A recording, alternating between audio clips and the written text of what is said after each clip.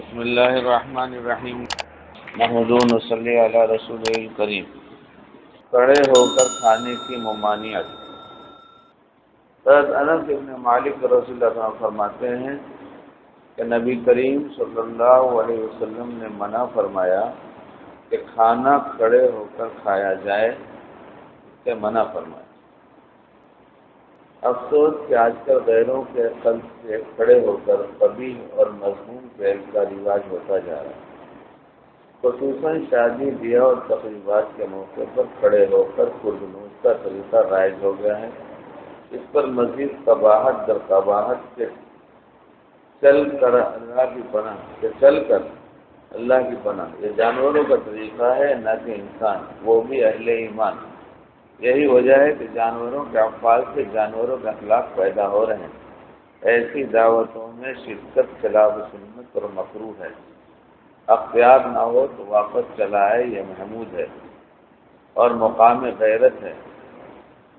البتہ اتفاقاً کوئی خوش پھل کھڑے ہوئے یا چلتے ٹہلتے ہوئے کھا لیا جائے تو اس کی گنجائش ہے، نہ کہ کھانا وغیرہ، پھل کی گنجائش ہے نہ کہ کھانا وغیرہ۔ ابھی بوفے کی دعوت ہوگی تو جائیں گے، معلوم ہے کہ وہاں بوفے ہے تو جائیں گے، اور یہ کہیں گے چلتا ہے، ابھی کیا کریں، ابھی تو چلتا ہے۔ تو یہ بات سمجھ لینی چاہیے، جو کچھ ہم کریں گے وہ تو لکھا جائے گا، اور کل قیامت میں اس کا حساب کتاب دینا پڑے گا۔ اس لیے کوئی بھی عمل ہے تو کم سے کم اس وقت خیال تو کرے کہ اس عمل سے میرا اللہ خوش ہوگا یا ناراض ہوگا، مخلوق خوش ہو جائے گی یا ناراض ہوگی۔ اگر یہ ذہن میں رہتا ہے تو یہ بھی تو سوچا جائے کہ یہ لوگ خوش ہوں گے تو اللہ ناراض ہو جائے گا۔ اور حضرت ثانوی رحمۃ اللہ علیہ غریبوں کی دعوت بہت قبول کرتے تھے، مالداروں کی کم، اور کہیں مالداروں کی قبول کرتے تھے، اس کی مصلحت بیان کرتے تھے کہ یہ مالدار دیندار طبیعت کے آدمی ہیں اور ان کے تعلقات ایسے لوگوں سے ہیں جو اور جگہ پہ نہیں آئیں گے، صرف انہی کے آئیں گے۔ کسی غریب کے آنے میں ان کو بے عزتی محسوس ہوگی، کام تو ان نے بھی کرنا ہے، اس لیے اگر مالدار کی کرتے تو بہت اس کے پیچھے نیتیں ہوتی۔ لیکن ایک بات فرماتے تھے، غریب کے پاس جب ہم کھانا کھانے بیٹھتے ہیں تو غریب خود کھلاتا ہے، وہ خوش ہو کر کھلاتا ہے۔ مالدار کے ہاں ان کے احباب اور نوکر کھلاتے ہیں، دعوت ہوتی ہے تو ان کے احباب اور نوکر کھلاتے ہیں۔ اور ایک بات ایسی ہے جسے کہتے ہوئے تو واقعی شرم سی آتی ہے، لیکن حضرت تھانوی رحمۃ اللہ اپنی کتاب میں لکھ دیا، اپنی کتاب میں لکھا۔ اور حضرت تھانوی رحمۃ اللہ علیہ وہ آدمی ہیں کہ جن کے پاس کوئی منٹ فرصت کا نہیں تھا، ہر وقت ان کے اوپر کام سوار رہتا تھا، اور پورے 24 گھنٹے کی سب ترتیب بنی تھی، کب کھانا، کتنا سونا، کتنی ملاقات، کتنی دیر تعویذ، کتنی دیر بیان، کتنی دیر کتاب، کتنی دیر مسائل، کتنی دیر میں خطوط کے جواب، کتنی دیر اے اہلیہ کے پاس، کتنی دیر وہ اہلیہ کے پاس۔ یہ پورا ایک نظام تھا، اس کے خلاف ہوتا نہیں تھا۔ قریب رہنے والا جانتا تھا کہ اس وقت حضرت یہی کام کر رہے ہوں اور اس کے خلاف نہیں۔ اور چونکہ ہمارے پاس کوئی کام نہیں، اس لیے ہم کیا کر رہے ہیں ہمیں پتہ نہیں، بھائی سب کیا کرتے، بولے ہمیں کیا پتہ کیا کرتے، جو آ جاتا ہے کرتے، نہیں آتا نہیں کرتے۔ اور یہ زندگی اتنی قیمتی ہم ایسے ہی ضائع کر رہے ہیں دوستو، اتنا قیمتی وقت بلا وجہ ضائع جا رہا ہے، اسے تو کام میں لگانا ہے۔ کچھ نہیں تو کہتا ہوں کتاب ایک اچھا ساتھی ہے، یہی خرید لیں، یہی پڑھا کریں۔ ثانوی نے فرمایا، اللہ ان کے درجات بلند فرمائے، کیسے مخلص اپنے بارے میں بھی لکھنے میں ذرا بھی تعامل نہیں کرتے تھے۔ کہنے لگے 2 بھائی آئے کسی گاؤں کے، دیہات کے رہنے والے، اور آگے کا سلام کیا اور کہا حضرت جی ساری دعوت ہے، ساری دعوت ہے۔ بھائی کب دعوت ہے؟ کہا کل کو دعوت ہے۔ کہا بھائی میں سوچ کے بتاؤں گا۔ بولے کچھ بتانا نہیں حضرت جی، ساری دعوت ہے، کل میں لینے آؤں گا۔ آگے دوسرے دن بیل گاڑی لے کر کہنے لگے حضرت جی چل۔ حضرت جی نے کہا ہاں نہ تو نہ کی تھی، کہا ہاں نہ جانوں، چل لے کے چلے۔ کہتا چلو، مسکرائے اور چل دیے۔ اور پہلے سے تیار رہے ہوں گے کہ دیکھیں سب کیا کرتے ہیں، مخلص آدمی گاؤں کے لوگ ہیں۔ گئے تو کھانا ان لوگوں نے ڈھیر سارا بنوایا تو رکھا تو حضرت کی خوراک کھل گئی۔ ارے حضرت جی اور کھاؤ، حضرت جی اور کھاؤ۔ اب حضرت جی بیچارے کتنا کھاتے، کہتے ان کی زندگی کے لیے کچھ اور لوگوں نے کھا لیا۔ کہا بس کہا واقعی بس، کہا ہاں۔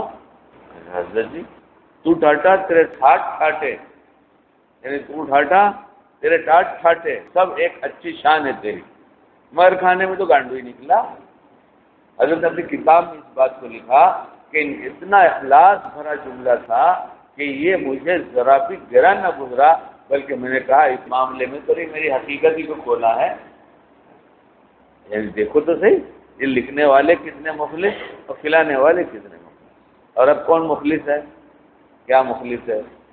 تقریباً 25-30 سال بعد پرانی ہوگی، میں ایک صاحب کے گھر صبح ملنے گیا تو ان کے ہاں ایک روز پہلے یا 2 روز پہلے لڑکی کی شادی تھی، اور لڑکی کی شادی میں کھانا کھلانا کیا ہے میں تو نہیں بتاؤں گا، کھانا کھانا کھانا کھلانا یہ سب مسائل ہیں، کیونکہ ہمیں سیکھنا نہیں ہے، کرنا نہیں ہے، سیکھنا نہیں۔ جب کوئی چیز سیکھے بغیر آدمی کرتا ہے تو اس کا ایک رواج پڑ جاتا ہے، جو رواج پڑ جاتا ہے اس کے خلاف جو کوئی مسئلہ بیان کر دے تو اس سے گالیاں ملنا شروع ہوتی، اس لیے اکثر لوگ خاموش رہے بھائی جانے دو، اور جب قباحت دھیرے دھیرے دل سے ختم ہو جاتی ہے تو جو بتانے والا تو خود شریک ہو جاتا ہے۔ مسئلہ بہت پیچیدہ تو یہ ہوا کہ ہم دین تھوڑا سا جانتے ہیں اور یہ سمجھتے ہیں ہم سب جانتے ہیں۔ ہم نے صرف چٹائی دھونے کا مسئلہ پوچھا، لوگوں نے گھر میں پڑھا ہوگا بہشتی زیور، معلوم بھی کیا ہوگا بچہ چٹائی پہ پیشاب کر دے تو کیسے پاک کی جاتی ہے، اور بھی چیزیں ہیں، تو یہ اس لیے نہیں کہتا، اس لیے کہتا ہوں اس کو پوچھا جائے سیکھا ہے۔ مسلمان کا تو ایک کام ہے کہ بھائی میں یہ کرتا ہوں اس کی سنت کیا ہے بتا، کیا نہیں ہے ایک کام مسلمان کا کہ مسلمان آزاد ہے کچھ بھی کرے، مسلمان آزاد ہے کچھ بھی کرے، مسلمان کو تو یہ کام کرنا ہے، سنت کیا ہے بتاؤ۔ تو ان کے یہاں صبح پہنچا میں تو وہ شادی کے لفافے جمع کر کے بیٹھے تھے، لفافے ہوتے ہیں نا، سبھی سمجھتے ہیں لفافے، اور میں سچ کہتا ہوں آپ سے، مسجد میں بیٹھا ہوں، جب اس میں 10 روپے کا 5 روپے کا نوٹ نکلتا تھا تو ایسے کہتے تھے، اور جس میں 100 کے نکلتے تھے ان کی بانچیں کھل جاتی تھی، بانچیں کھل جاتی ہے اردو میں کہا جاتا ہے کہ انتہائی خوش ہوتے، جہاں 100 کا نوٹ پہ نظر ان کی پڑتی تھی ایک دم خوش ہوتے تھے، اور 100 کے اور 2-4 مزے لوگ کڑک کڑک رکھتے ہیں دینے کے لیے، اور 5 نوٹ نکل آئے تو بغیر کھائے وزن بڑھتا تھا۔ ہم اس کے منتظر ہیں تم ہمارے یہاں کھاؤ اور آ کے ہمیں کچھ دو، ہم تو اسی لیے تم کو کھلا رہے ہیں، ہم تو اس لیے کھلا رہے ہیں، ہم نے تمہارے یہاں کھایا ہے، نہیں کریں گے تو کیا۔